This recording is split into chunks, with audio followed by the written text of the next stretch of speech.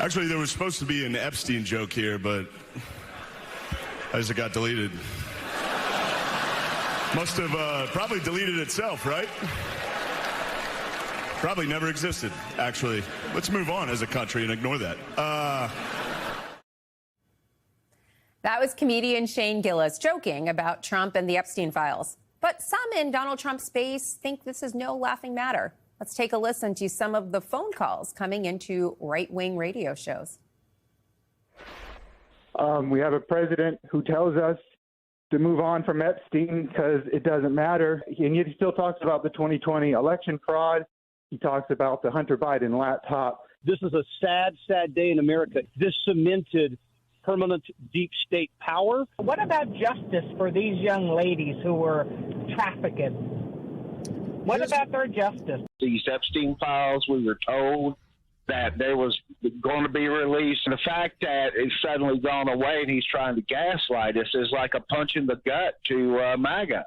I'm concerned about being able to trust Donald Trump to keep his word. That's a snapshot of right-wing radio, a core outlet for the MAGA base. And new polling from Reuters shows that 62% of Republicans say that the Trump administration is concealing information about Epstein's clients. And among all Americans, that number jumps to a staggering 70%. Joining me now to discuss it all is Margaret Carlson, the editor-at-large at Semaphore and a longtime Washington, D.C. observer. Margaret, what do you make of the reaction here from Trump supporters like those radio callers? Well, they're very used to conspiracy theories. They've been fed them a long time, and that's how Trump started out. He started out as somebody who believed that Obama wasn't born here, and he carried birther all the way to the White House. So they're trained to believe this sort of thing, and then when it's taken away, they get mad. And now Trump's mad at them for getting mad at him. And he doesn't get mad at them that often. And that's what makes me curious. Why is he this mad about that? I don't know. It's not going to be because there's something about Hunter Biden's laptop in there. There's something in the Epstein files that he's afraid of. He doesn't want all of it out there. And, you know, he's always denied his friendship with Epstein, saying, oh, well, we fell out. But wow, before they fell out, they were really pretty good friends. They spent a lot of time together, each other's houses. Somewhere it came out that in Jeffrey Epstein's phone book, he had 14 numbers for Donald Trump. Mm-hmm. My daughter only has 2 numbers for me. So 14 seems a little excessive for somebody that you're not that good a friend with. And it just stirs up a lot of stuff that I'm not sure it's a distraction. I mean, the people are pretty aware of what happened with the beautiful bill and how it's actually his followers, they're going to suffer from it. But this sort of thing looks like a betrayal to them. And it's brought out in him, you know, that calling them stupid. Isn't that, I haven't heard that, Melissa. I haven't heard him turn on his followers so personally. Have you? I haven't. I mean, it actually raises an important question. You're right. It's very rare to see him angry at his base, but it's also incredibly rare to see his base angry at him. So how worried should the administration be about these polls that show that most Republicans think that the government is actually concealing information from the public? Well, it's damaging. I think they think that, you know, they swallow some things like the animals, the immigrants eating pets in Ohio without question, but that everything's been released in Epstein, they're not accepting. And I'm curious why, how much is right-wing radio stirring this up and why?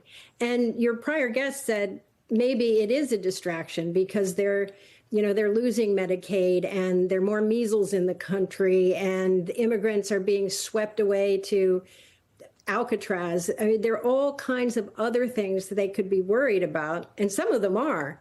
They're beginning to be worried about the way he's rounding up immigrants. But here's this thing over here that's attracting so much attention. And in part, don't you find that if you tell your kids, oh, no, you can't have that, then they really want that thing. Yeah. And Trump said, you can't have the Epstein files. You have everything there is to have. Yeah. And now they really, really want it. And he's making enemies among his base. Burning a MAGA hat, one of the comedians said, well, remind them to take it off their heads. But it's pretty out there to be burning a MAGA hat, which is like a shrine to Donald Trump on the top of your head. Well, that is not the only thing late night comics have to say about all this. Let's take a listen at some other clips.